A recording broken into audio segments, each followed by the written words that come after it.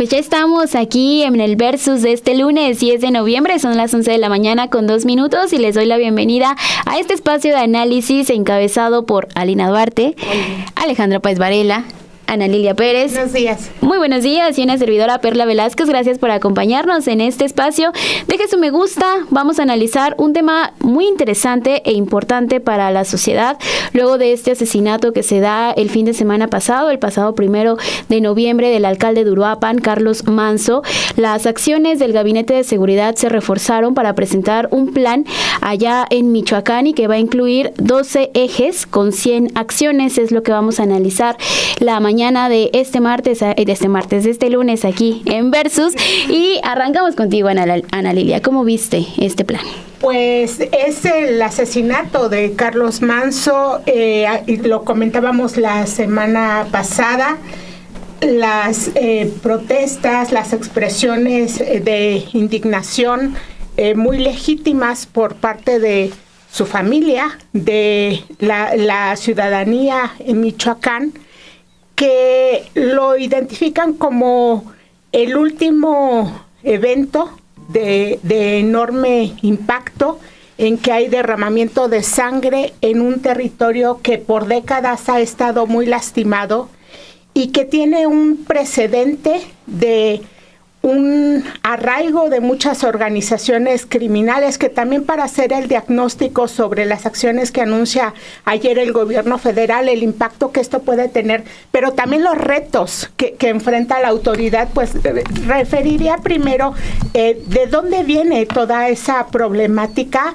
cómo surge el problema de la extorsión, que es el delito que diría yo más ha lacerado a la ciudadanía en las últimas décadas, y hacer una referencia breve, histórica. Desde los años 60 empieza este cultivo, producción, trasiego de drogas hacia Estados Unidos.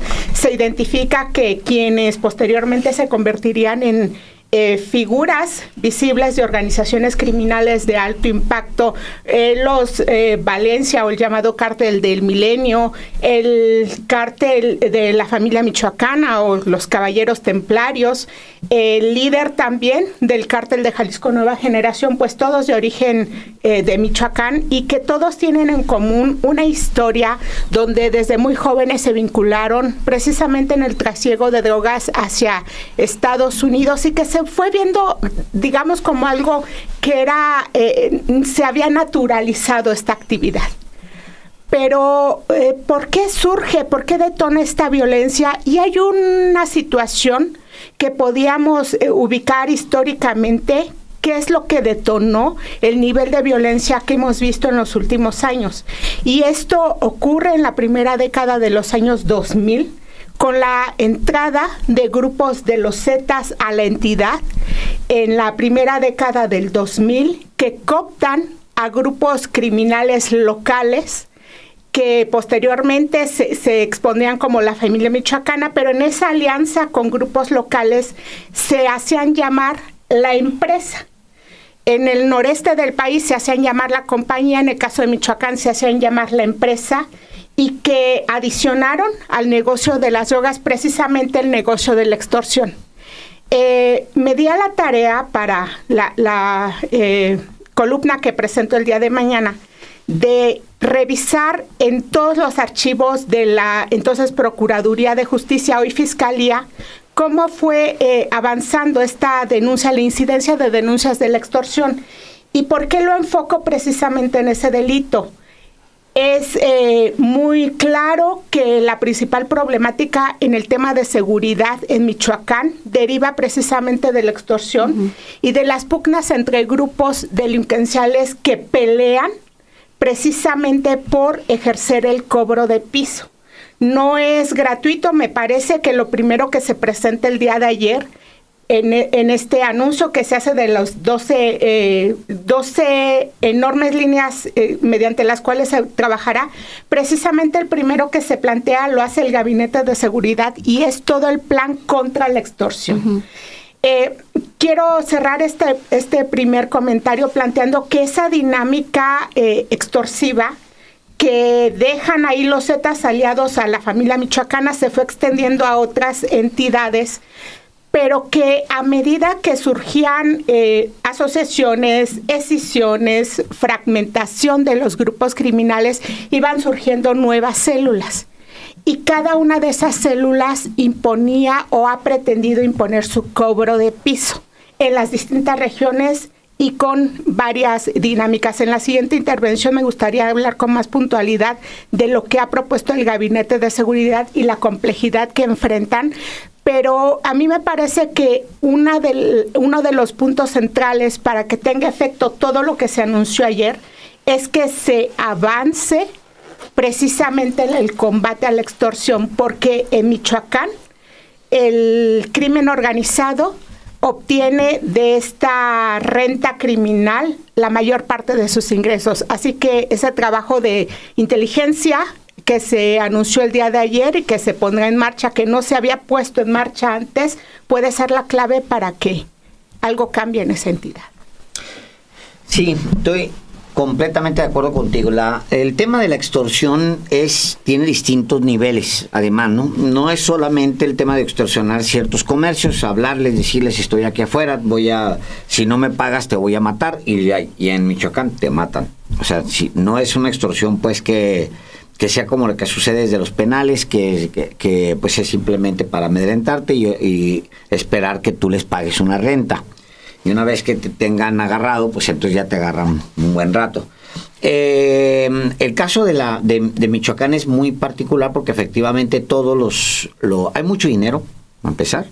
Hay una industria muy, muy poderosa sobre la que quiero hablar un poco más adelante.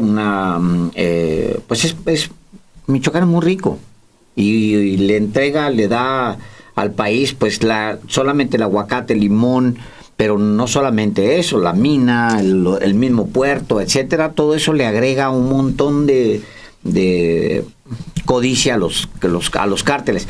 El caso de extorsión es muy importante porque es el contacto más directo que puede tener un grupo criminal con ciudadanos, ya sean empresarios o ciudadanos de a pie. Tú puedes perfectamente dedicarte toda tu vida a traficar como lo ha hecho, por decirte, el Chapito Isidro. El Chapito Isidro ha estado traficando toda su vida. ¿Con quién se roza? Con nadie. Uh-huh. Tiene toda la vida traficando, escondido, y no tiene la necesidad de tener contacto con absolutamente nadie. En cambio, la extorsión es muy dolorosa y es muy genera mucha crispación y mucho enojo porque está ahí, o sea, es una plantilla que se sobrepone a la plantilla del Estado mexicano. Es una plantilla que está encima cobrando impuestos de manera más eficiente que el mismo gobierno. Pues, o sea, y es muy molesta porque no te da nada absolutamente a cambio. Por lo menos el gobierno sabes que te va a dar infraestructura o lo que quieras, pues, ¿no? Como funciona un gobierno.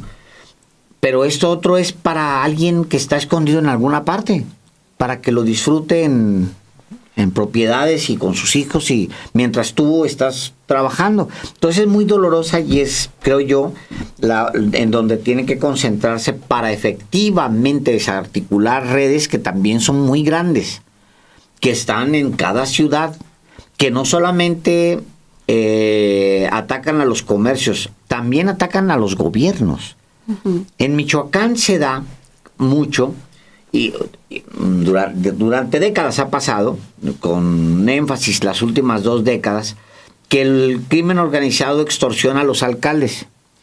Yo me acuerdo mucho lo que contaba el doctor Mireles, por ejemplo, sobre el cobro a los alcaldes. O sea, les hablan, les dicen, a ver, no sé cómo le vas a hacer. A ti te van a tocar 500 millones para obra pública. De eso quiero la mitad y aparte lo que vas a ejercer se lo vas a pasar a estas empresas que te voy a enumerar. Entonces la extorsión es el nivel, es que literal es una suplantación del Estado, es una plantilla que se pone por encima del Estado para jalar recursos. Ahora el plan de seguridad tiene muchas lecturas. Tiene los 4 ejes que ya se ha anunciado mucho para México.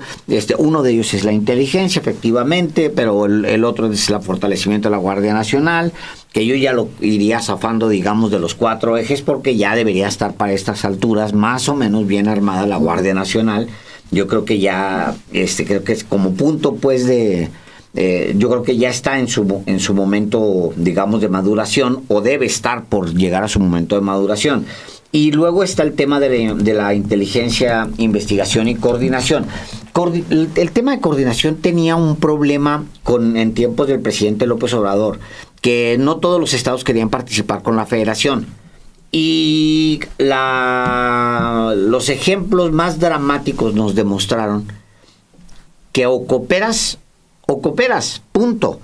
O se convierte en otro Guanajuato. Guanajuato es el mejor ejemplo, pero no es el único, de cómo el negarse a cooperar con las autoridades federales provoca grandes picos de violencia, y eso lo vimos ahí. Entonces, de los 4 ejes, digamos, yo creo que eliminaría el de consolidación de la Guardia Nacional, porque sí se refiere a todo el país. También eliminaría el de coordinación, porque eso es una obligación ya a estas alturas. Se coordinan o se coordinan, punto. No hay de otra. Y si no, entonces que empiecen a sentir la presión del gobierno federal, punto, así con las autoridades locales. Entonces quedan dos en realidad patas de esta estrategia. Uno es atención a las causas, y el otro es el fortalecimiento de la inteligencia. El fortalecimiento de la inteligencia es lo que hablabas hace un momento, y lo de las causas, resumo 3 puntos. Lo de causas está muy orientado, digamos, a, como debe ser, garantizar seguridad, y al mismo tiempo inyectarle dinero a todo tu proyecto de creación de infraestructura por un lado, generación de bienestar por el otro lado, y también rescate de las familias, meterse a rescatar familias. Es una derrama tremenda. Son 10.500 elementos del Ejército y la Guardia Nacional van a entrar para garantizar que el reparto de la lana no vaya con los malandros. Esa es la realidad. Y luego lo demás es desarrollo económico con bienestar, infraestructura carretera, infraestructura de agua potable, programas de bienestar, educación, salud, vivienda, mujeres, jóvenes, plan de justicia para los pueblos indígenas. O sea, sí abarcar hasta donde se pueda en todos los grupos sociales, pero con seguridad. Y a mí me parece que esto es un mini gobierno en realidad que ha propuesto Claudia Sheinbaum, pero muy explícito ahora en torno a Michoacán por lo que ha venido ocurriendo, ¿no? Creo que cuando hablábamos de que la respuesta no era solamente más militares, más policías, no habíamos terminado de concretar y de materializar un proyecto que fuese a la raíz de las causas. Mucho se le criticó a Calderón una estrategia en donde simplemente estuviese enfocado a atacar al crimen organizado y dejar un baño de sangre en este país. Pero lo que anuncian ayer, digo que es un como mini gobierno de la presidenta, porque convoca al gabinete, convoca a actores que no necesariamente los vemos todo el tiempo, para decir qué se va a hacer y no dejar cabos sueltos. A mí pues no me sorprende, porque creo que eso ha sido Claudia Sheinbaum durante todos estos años como jefa de gobierno y también ahora como presidenta, es juntar a todo su gabinete con estrategias muy concretas, con metas muy específicas en territorio, pensando en cada uno de los sectores y sus necesidades, atravesada también, incluso me atrevería a decir, con una parte también cultural, ¿no? Que ya hemos hablado aquí de lo importante que es también acompañar estos procesos, no solamente desde la parte de la seguridad, sino culturalmente, cómo otorgas otro horizonte a la sociedad que está rota en el tejido social, que ya no se puede, ¿no? De repente cuesta trabajo siquiera imaginar cómo reconstruyes esos vínculos que fueron arrebatados por el sicariato, que fueron arrebatados por la misma lógica de la mano dura, y que al final esa disputa también se había ido perdiendo, que es parte de esos claroscuros del debate que tenemos ahora, hasta dónde la derecha enarbola también un proyecto de seguridad como el de Carlos Manzo, muy al estilo de Felipe Calderón, ¿no? Que es contrario a la propuesta que se plantea desde este sexenio. Entonces, lo que vimos ayer fue un anuncio pues bastante fuerte, ¿no? Es una estrategia que abarca el campo, que abarca la sociedad, pero que también abarca a los jóvenes, estrategias de paz, asambleas, todo muy territorial, anclado a las necesidades, ¿no? Pensados en esto que decías, económicamente no nada más es inyectar dinero, ¿no? Porque el dinero al final no termina solucionando lo que estuvimos viendo, sino pensar en el aumento de la productividad, en acabar con esa extorsión. Estoy pensando en todo lo que implica, ¿no? Desde la siembra, los cultivos, hasta poner alimentos en el plato de alguien. Entonces es apoyar a los pequeños productores, pero también, o sea, con apoyos, con fertilizantes, digamos, programas que ya existían dentro de la Cuarta Transformación, pero ya muy enfocados en estos productores de limón, de mango, de caña de azúcar, de aguacate, los créditos, ¿no? Después acompañados de una estrategia de seguridad. Y esto que dice Alejandro me parece importante, porque pareciera que en efecto tenemos que dar por sentado que ya hay una coordinación, pero resulta que no es así, ¿no? Que hay que volver a insistir en que hay gobiernos en donde no se quieren coordinar, en donde no quieren responder, o incluso no se entiende hasta dónde tienen autonomía para no responder al gobierno federal, ¿no? Que está planteando una estrategia de talla nacional, y eso lo vemos en estados. Recién les contaba que estaba yo en el estado de Chihuahua y me parece una locura, porque escuchas a la gente decir, es que pues sí, la gobernadora tiene la facultad de pedir que se retiren de ciertos lugares la Guardia Nacional, y de repente le hacen caso y continúan, ¿no? Ahí los asesinatos y demás. Entonces, creo que lo que ha planteado la presidenta Claudia Sheinbaum era lo correcto desde siempre, pero pensado en dar resultados y que se visibilice, ¿no? Esos resultados, porque pienso en cómo en algún momento también había una centralización de la cadena de mando, como siempre ha sido vertical, pero respondiendo a la lógica del crimen organizado. Y lo que estamos viendo ahora, pues un montón de detenciones, un montón de procesamientos, de vinculación, ¿no? Y esto que decía Analia me parece importante, porque no siempre fue así.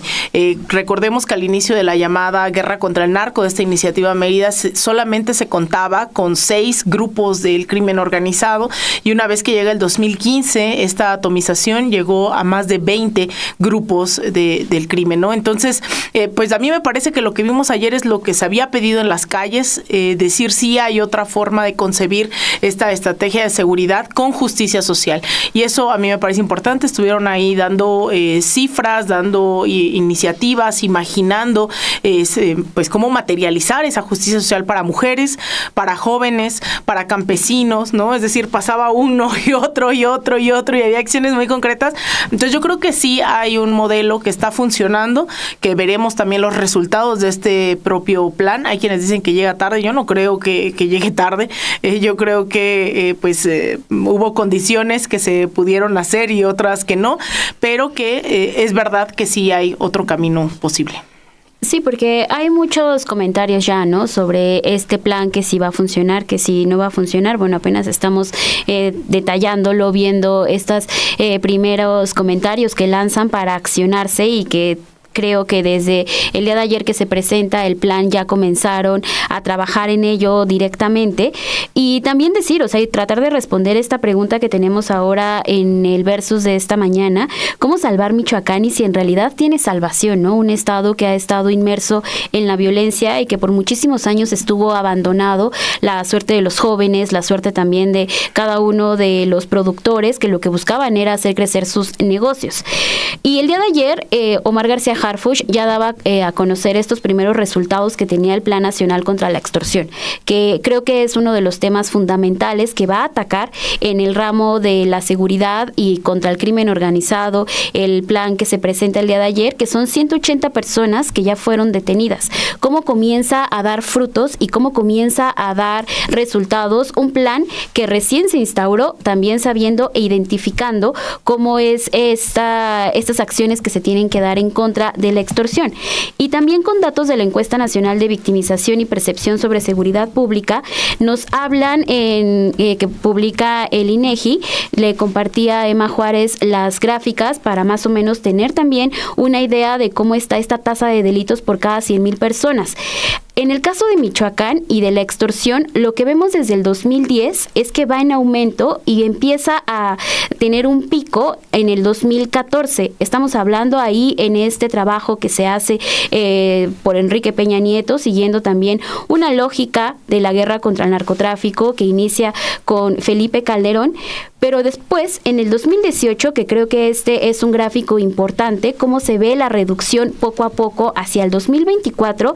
Sin embargo, como lo encontramos en ese momento, con una tasa de delitos de 4,346 por cada 100,000 habitantes, pues nos damos cuenta que aún hay mucho trabajo, ¿no?, por parte del Plan Nacional de Extorsión para tratar de disminuir estas cifras que son elevadas, pero que en el 2014 encontraba un pico de 10,052 por cada 100,000 habitantes. Es decir, se ha ido trabajando, se ha ido buscando de qué manera ir reduciendo este delito y así ir avanzando. Pero también esta encuesta que presenta el INEGI nos da más resultados y nos presenta también un panorama del por qué ahora la presidenta Claudia Sheinbaum junto con su gabinete comienzan a hablar sobre temas en específico, como puede ser también el caso de cuáles son los problemas que está identificando la ciudadanía, como uno de ellos es el desempleo y también la pobreza. El desempleo, de acuerdo con lo que se estima en el estado de Michoacán, y que son los principales problemas sociales que ellos identifican y las preocupaciones, con un 23.9% de la población de 18 años y más, que considera la pobreza como séptimo problema más importante que aqueja hoy en día a la entidad federativa. Y ahí también vamos viendo justamente cómo es que estaba muy arriba en el 2011, en el 2012 también con 43.4, pero ahora nos encontramos con este tema y esta preocupación de la pobreza en 2025 con 23.9. También en ese punto y la actividad cotidiana, ¿cuáles son las razones por los cuales la gente dejó de hacer actividades cotidianas? Uno de ellos es permitir que los o las menores de edad que viven en el hogar salgan solos. Este también es un dato importante y relevante para entender cuáles son las acciones integrales que se están presentando y cuáles son los puntos importantes que el día de ayer se presentaron con el plan nacional, para Michoacán y para bajar estos índices de inseguridad y todo lo que vemos. A mí me llama justo la atención que sea integral, porque no nada más se va a atacar a la extorsión, sino se va a buscar justamente resarcir este tipo de datos que les estamos compartiendo con la intención de trabajar en pobreza, con la intención también de trabajar en los jóvenes, con la intención de trabajar en las mujeres, en distintos ramos que han provocado que vean al crimen organizado como una opción para salir adelante. Entonces, ¿cómo es que se tiene que atacar? Sí, reforzando a los elementos de seguridad, sí, reforzando todo el tema de las policías y además también desvincularlos de lo que puedan tener con colusión con el crimen organizado, porque hay que recordar también que justamente hay muchos elementos de seguridad que lo que hacen, y decía hace un momento Alejandro este punto, de cómo los alcaldes también terminan siendo extorsionados. Bueno, los alcaldes y también todas las policías y también ciertos grupos que tienen injerencia en cuerpos de seguridad, que más que arropar a la ciudadanía, lo que están haciendo es proteger a todas estas células del crimen organizado. Entonces, creo que sí son puntos muy interesantes. Claro que, como decías, es un mini gobierno de Michoacán, Alina, pero que representa todo el trabajo de la presidenta Claudia Sheinbaum y focalizar estos esfuerzos que lo tienen a nivel nacional, pero que ahora quieren trabajar más rápido y dar resultados más rápido en este lugar que es Michoacán. Yo quisiera, si Emma regresa la lámina que estabas presentando de el dato sobre extorsión, porque hay que agregar que esta encuesta nacional de la victimología, es el nombre. Victimización, perdón. Es una encuesta que levanta el INEGI casa por casa. Es decir, va y le pregunta a la gente directamente, y son metodologías muy serias las que plantea el INEGI, pero a estas cifras donde se va presentando este pico que se va elevando de quienes dicen haber sido víctimas de extorsión, o sea, le preguntan directamente a la gente. ¿Y por qué pongo el énfasis en esto? Porque una cuestión es lo que la gente señala, que es lo que le afectó directamente, y otras son las cifras que llegan a una denuncia formal. También. Y ahí es donde quiero poner el énfasis. El plan de guerra que Calderón declaró para el país, que además lo anuncia en Michoacán, en ningún momento contempló trabajo de inteligencia para identificar esos rubros principales de los cuales se hacían de recursos los grupos criminales. Michoacán es una muestra del fracaso, del porqué del fracaso de esa estrategia que generó un derramamiento de sangre, desplazamiento de población, confrontaciones armadas que seguimos con los costos de ese sangriento legado, en el cual no se fue a un punto clave, que era de dónde están obteniendo todos los recursos los grupos criminales para armarse, no solo en Michoacán, sino a nivel de país.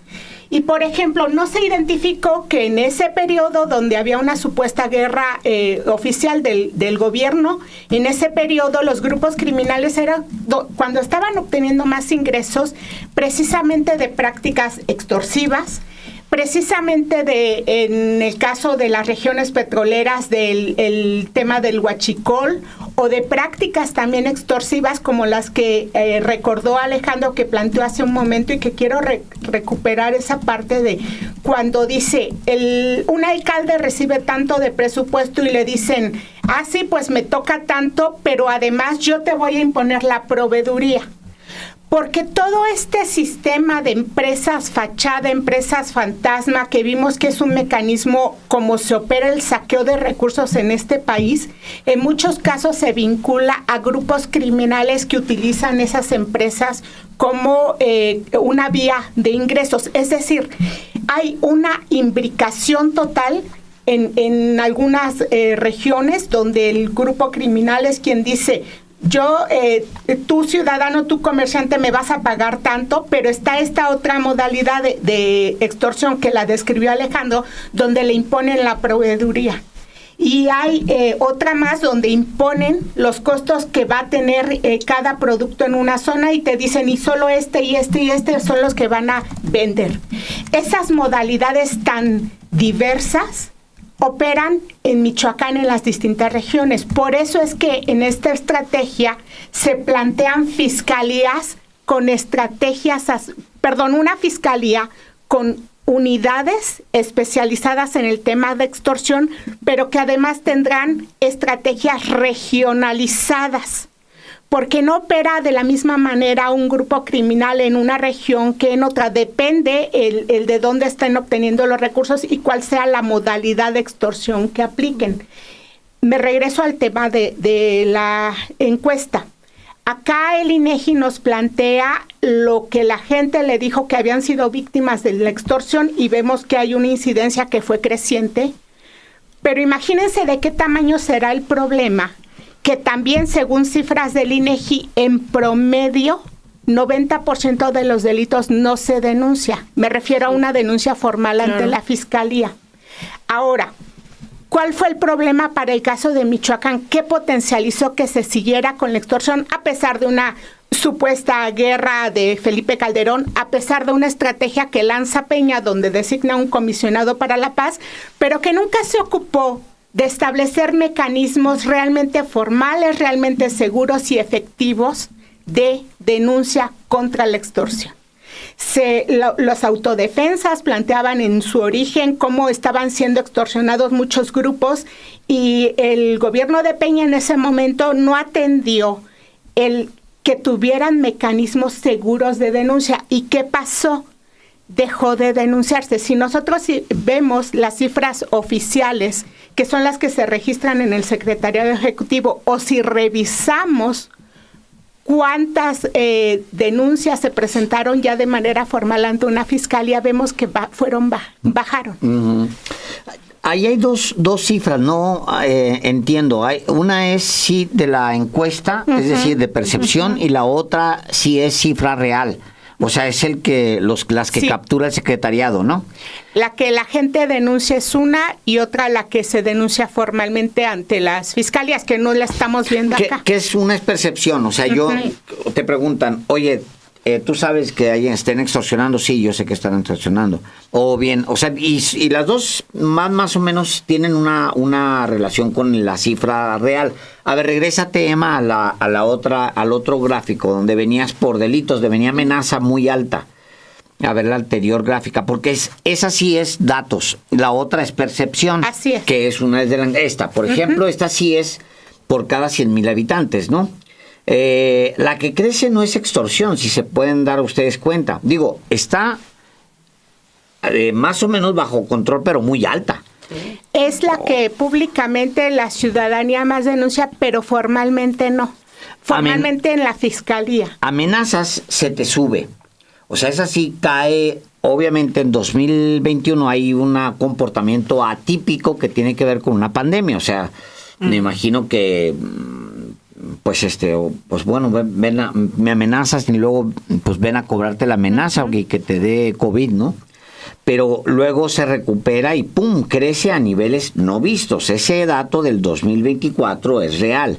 O sea, me refiero a que es dato ya capturado. Sí. Y luego el de robo y asalto en transporte público se le crece un poco al presidente López Obrador, pero cae, o sea, de 2018, digamos, cierra muy bajito abajo, pero digo, sí, tiene una corrección, pero no sabemos bien a bien si tiene que ver con la corrección relacionada con la pandemia.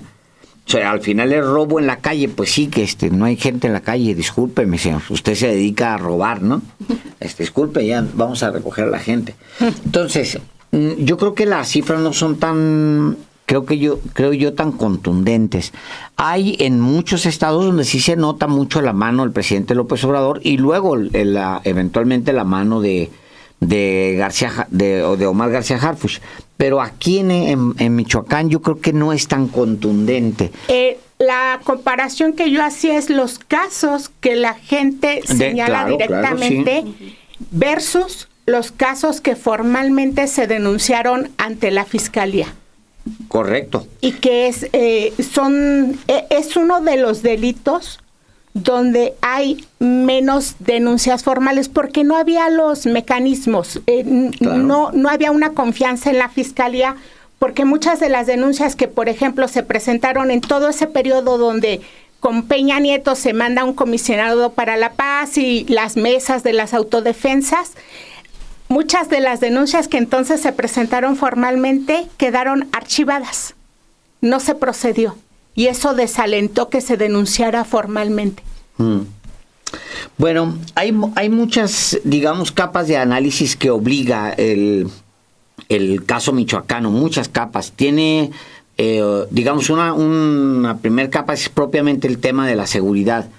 Como cárteles tan poderosos como el Jalisco Nueva Generación hizo todo para meterse, todo, incluyendo una guerra a pie. O sea, inédito. Recordemos que el cártel Jalisco se mete a Aguililla con tanques hechizos, pero tanques al final, con estos monstruos que le llaman, ¿no? Que es una especie de blindado artillado para meterse. Se meten a Aguililla, que estuvo tradicionalmente en manos de los cárteles locales. Aguililla le pertenecía al cártel del Milenio, a los que son los Valencia, después brincó a manos de la familia michoacana, que nace, por cierto, con Vicente Fox y se fortalece con la familia michoacana, con Felipe Calderón. Y luego los caballeros templarios, pues bueno, tenían una presencia también ahí. Y luego de repente el Mencho dice, no, espérenme, es mío. Yo nací ahí. Es mi tierra. O sea, de hecho ahí nace el Mencho. Entonces el Mencho entra y lo toma violentamente en una guerra que incluye lo mejor del armamento que disponible del ejército de Estados Unidos hasta ese momento. O sea, me refiero a fusiles, pues, ¿no? y esa es una capa. La mafia más pesada, digamos, de México dispuesta a todo es esa michoacana. Todas, pues, pero esa michoacana es como, de verdad, muy notoria. Luego tienes la otra capa de análisis, que es la narcopolítica, y eso ahí no nos podemos hacer locos. Ahí hay narcopolítica. O sea, de tiempo atrás los alcaldes, las alcaldías fueron siendo tomadas por el crimen organizado disfrazados de PRI, por ejemplo, ¿no? Durante un largo periodo lo denunciaba el mismo Cárdenas en su momento, lo denunciaba. Él es el primero que pide ayuda de la Federación. Fíjate qué curioso. Lázaro Cárdenas le pide Lázaro no, su hijo, Cárdenas Batel. No, antes. Me refiero al hijo del general, válgame, candidato presidencial 3 veces. Cuauhtémoc, perdón. Sí, lo tengo en la cara aquí, pero no el nombre. Cuauhtémoc Cárdenas es el primero que pide, siendo gobernador. Estamos hablando de 1981-82. Es el primero que pide al que el ejército le ayude con las bandas. O sea, 1982. 81, 82, o sea, estamos hablando de hace montones de años, muchos años. Estamos hablando de casi 40, más de 40 años que él le pide al ejército que se meta. El ejército se mete y ¿qué hace? Pues comete un montón de atropellos, enardece la población, llegan y desaparecen y él se queja entonces entra en un conflicto con el ejército, y entonces dice, pues bueno, ya, pues qué error haber pedido al ejército. Después el hijo pide a Calderón que mande al ejército. Después, o sea, ¿qué quiere decir con eso? Pues que Michoacán realmente es si resuelves Michoacán, en realidad resuelves casi toda la región. Y por región, incluso hasta el continente, porque en realidad es el meollo del asunto de la seguridad de muchos gobiernos que no han sabido por dónde entrarle. De acuerdísimo. O sea, acuérdate tú que ahí, díganme, sí tienen sus nombres y ahí por ahí andan los cárteles de Guerrero. No tienen comparación con los cárteles de Michoacán. O los del Estado de México, son los de acá. De Michoacán. Son de Michoacán. O el de Jalisco. Bueno, pues el de Jalisco tiene su brazo ya en Michoacán, ya tomó Michoacán. Entonces es tal cual, o sea, tiene un montón de capas de análisis, pero resolver Michoacán, resolverlo, que es un enorme reto que se tienen que tomar muy en serio porque se va a convertir en un tema de campaña. Claro. Incluso también esto generacionalmente, ¿no? Porque ya cuando lo pones en retrospectiva, uno piensa, ¿y cómo va a parar esto y cuándo, no? Y yo creo que por eso es importante volver a insistir en la resolución, o al menos en la propuesta de que sea un tema integral, porque está planteando que sea multigeneracional. Es como, está bien, se hace un diagnóstico que es real, en donde hay muchos obstáculos, muchas realidades, ¿no? En esta relación, hasta dónde llega el narcotráfico, hasta dónde llega esa clase política enquistada de generaciones, hasta donde hay estos grupos, ¿no?, de poder. Pero ¿qué hacemos con esas juventudes que históricamente también habían sido cooptadas ante falta de oportunidades, ¿no? Es decir, incluso hasta un panorama que se logró un consenso hoy en día, en donde a través de narcocorridos, a través de varios factores, pues al final es normalizar ese entorno, y entonces pues no hay otro hacia dónde ir. Entonces yo creo que lo más importante, o no sé si importante, pero que sí tendría que ser una urgencia y que se plantea dentro de este plan, es cómo se rescata de esos entornos y se plantean unos nuevos. Y es a través, nuevamente insisto, ¿no?, desde las oportunidades para ir a la escuela, el fortalecer todo este tema de las becas en los diferentes niveles, ¿no?, de educación primaria, secundaria, preparatoria, etcétera. La construcción también de infraestructura, porque también ante la carencia de económica, en donde no logra satisfacer necesidades básicas, nuevamente ahí hay terreno fértil para la cooptación de las infancias, ¿no? Y juventudes, porque estamos hablando de que quien cometió recientemente esto, pues no era ni siquiera mayor de edad. Entonces estamos hablando de que son juventudes, ¿no? Una lógica desde las infancias. Y la otra es el tema que yo vuelvo a insistir, el tema cultural, que tantas veces se hizo un lado, se le redujo presupuesto, no se consideró dentro de los planes sexenales, siempre de ahí tomaban más y más recursos que se iban directamente al ejército, pero sin pensar en otras latitudes. Y ahora lo que están planteando también son agrupaciones musicales comunitarias, apoyo a artistas y circuitos locales, ¿no? A 3,000 artistas locales, convocatorias para proyectos artísticos comunitarios que van a llegar al menos a 10,000 artistas comunitarios, el rol también del Fondo de Cultura Económica, más allá también de la atención, porque sabemos que hay sectores que además bajo condiciones de guerra se precarizan aún más, que son pues también las mujeres, ¿no? Como cuerpos en disputa, y ahí en donde dices, vamos a hacer más centros libres, vamos a atender con una perspectiva abiertamente feminista. Entonces yo vuelvo a insistir en que se está planteando algo que pues creo que me llevo a esta idea que plantea Alejandro: si se resuelve en Michoacán, se resuelve gran parte de lo que está ocurriendo hoy en el país, que sabemos hay lugares en donde se afectó mucho más que otros, o en donde tienen estas características que planteas, Ana Lilia, el tema de la extorsión, ¿no? O la diversificación incluso de la economía criminal,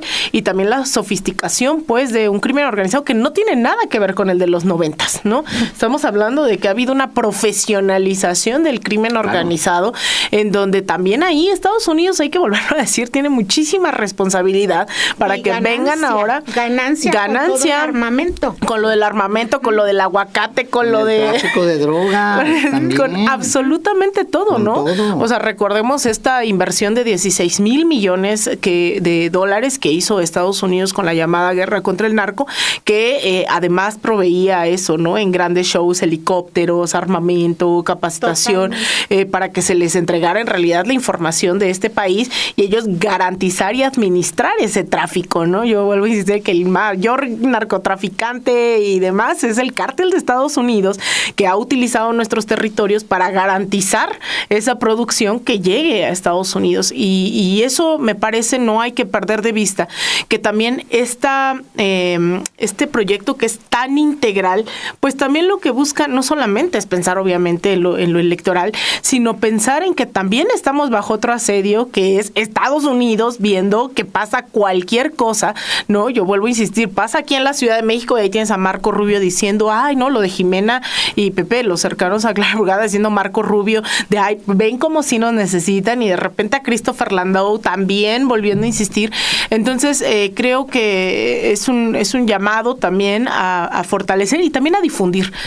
Yo la verdad es que ahorita me perdí las portadas del día de hoy, quisiera creer que sí estuvo esto en los diferentes medios de comunicación en un mundo paralelo, ¿no? Esto tendría que ser en las portadas de muchos medios de comunicación. Entonces creo que también hay que fortalecer la difusión de estas medidas. ¿Quieres comentar algo, Ale? No, okay. Sí, porque regresando otra vez a todo este tema de el plan, ¿no? Contra la extorsión, que me parece que es uno de los puntos importantes y también de los cuales se vaya a trabajar inmediatamente y haya resultados, como ya lo ha dado en los últimos días el Plan Nacional que se lanza contra la extorsión, que ayer también se refuerza que la gente sí denuncie, que la gente sí alce la voz, que la gente sí vaya y asista para fortalecer el programa 089, que es esta línea que se presenta para que de manera exclusiva el Estado también y la ciudadanía puedan denunciar de forma segura. Porque viendo los resultados de la encuesta del INEGI que les presentábamos hace un momento, las razones por las cuales no denuncian estos delitos son por causas atribuibles a la autoridad, lo cual engloba miedo a que los extorsionen, al final de cuentas caer en el mismo delito, también la pérdida de tiempo, trámites largos y difíciles desinterés y la desconfianza que hay en las autoridades.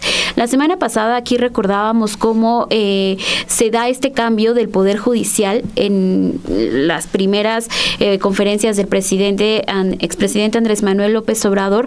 Hablaban sobre cómo había actuado ciertos jueces y ciertos juzgadores para liberar a personas que estaban generando violencia o personas que habían sido detenidas para presentarse ante las autoridades por algún crimen que habían cometido. Bueno, pues en su momento, también por este tipo de causas y por este tipo de razones, la gente no iba a denunciar, ¿no? Porque sabía que tarde o temprano se iba a liberar a este personaje que fue detenido y que después quizás iba a venir una repercusión por haberle denunciado, o que iban a venir también estos miedos para volver a ser extorsionados, ¿no? Entonces, obviamente hay una reducción en este tipo de delitos, que se busca poco a poco tener más resultados y que sí se fortalezcan estos mecanismos para que la gente pueda denunciar y para que la gente se pueda sentir segura al momento de alzar el teléfono y hacerlo de una manera anónima, si es que así lo requiere.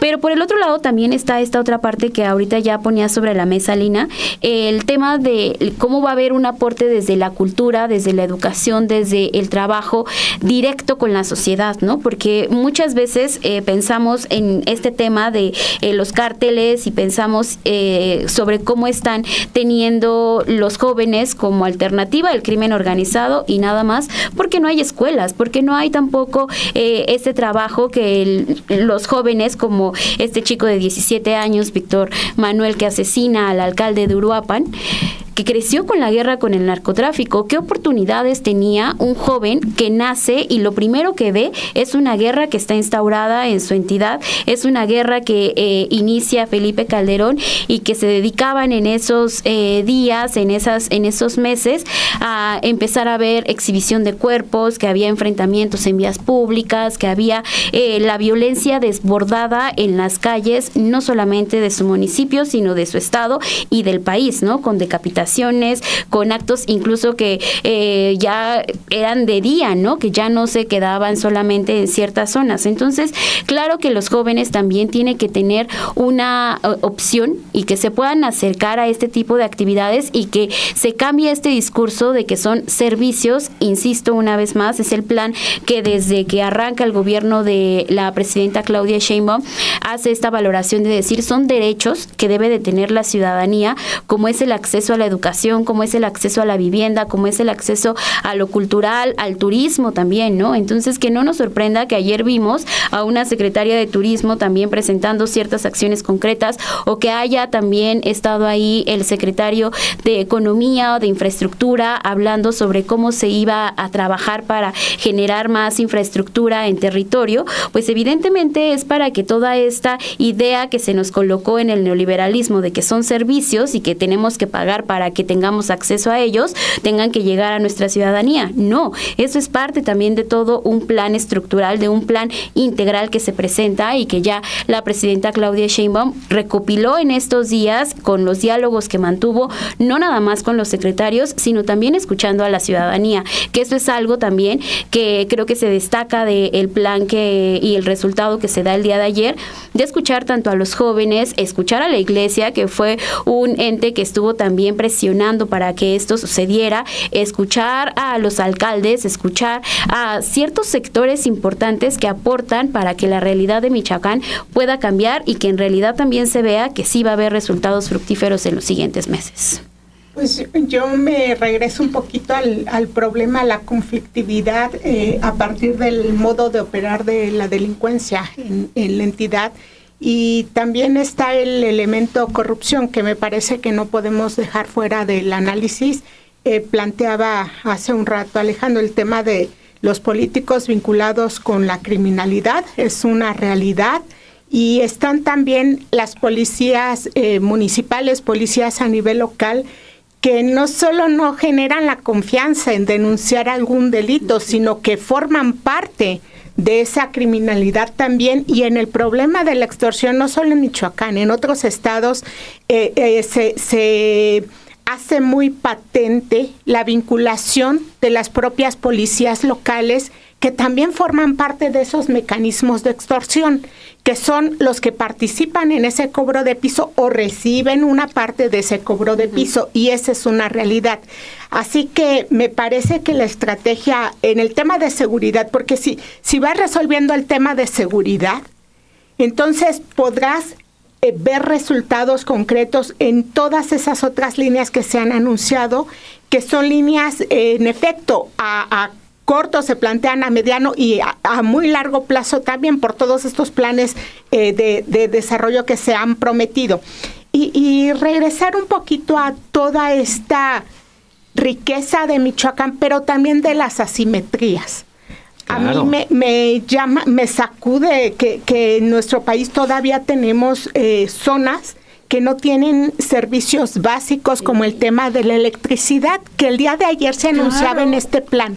Vamos a electrificar, que es parte de todo el proyecto que se tiene en el sector de energético en el país, pero que debe llevarnos a la reflexión de cómo es posible que en nuestro país, un país enormemente rico, porque el problema no es el tema de los recursos, sino la desigualdad.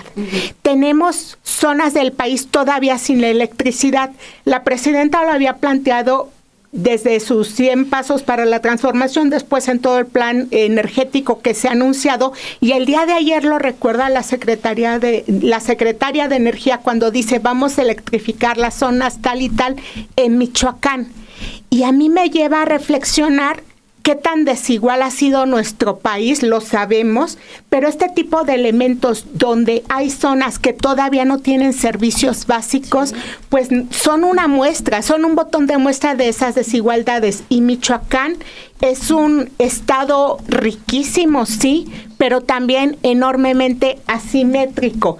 Y esas asimetrías son las que han generado la migración histórica que tiene Michoacán, migración que también se aceleró por un tema de desplazamiento forzado derivado, sí, de operaciones criminales, pero también de temas de extractivismo en las minas, de la desigualdad en la cual unos ganan, y los más ricos siempre, y junto con ellos los aliados criminales. También llama la atención, por ejemplo, que hay políticos que tienen negocios importantes en Michoacán, y hasta donde hemos sabido, pues ellos no han sido víctimas de procesos extorsivos, ¿no? Llama la atención también por ahí, porque también es una realidad que mucho del desplazamiento en varias zonas del país se da porque hay corporativos que buscan explotar esos recursos, y en varias zonas también los grupos criminales han servido como esas guardias blancas, como esos que generan la violencia para el desplazamiento.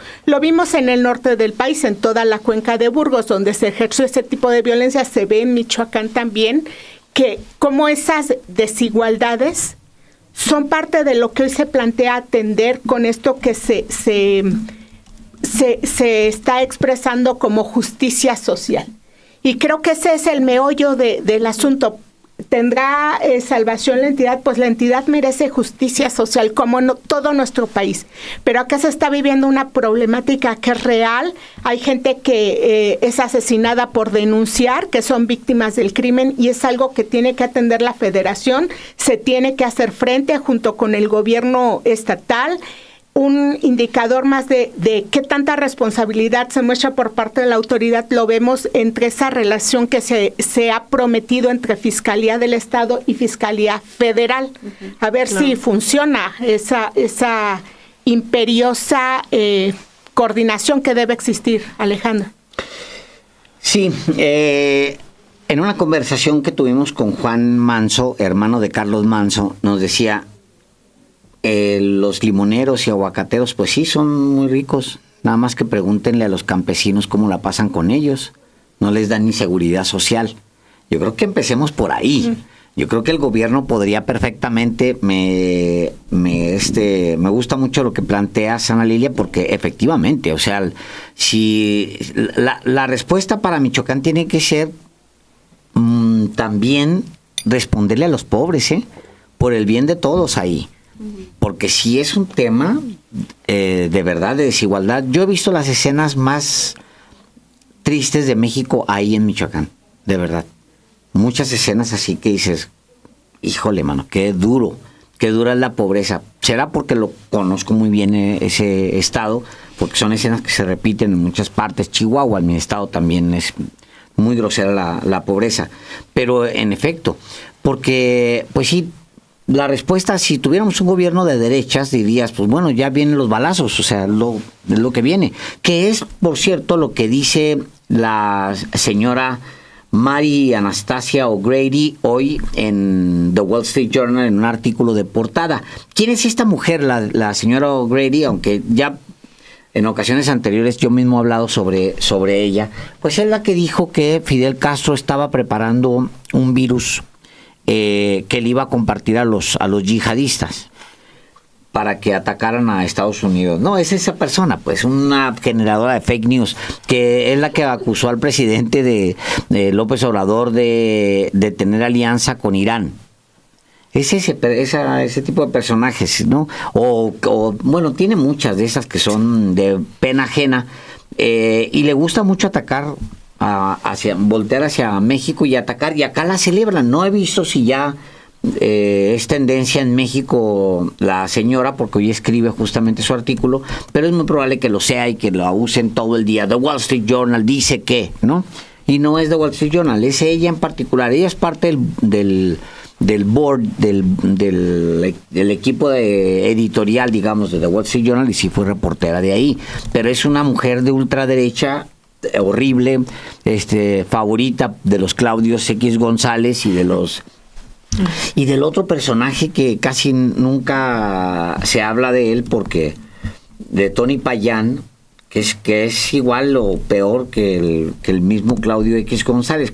Tony Payán es un cuate de Ciudad Juárez, que trabaja en el Baker Institute, que es, pues sí, es el más citado por Felipe Calderón, ¿no? Es un personaje de estos académicos que aborrecen. Se pasó 6 años pegándole a AMLO en todo, vaticinando el fin de México y o sea, de ese tipo de personajes. Pues, ¿qué quiero decir con eso? Pues bueno, que sí se va a utilizar Michoacán para bien o para mal.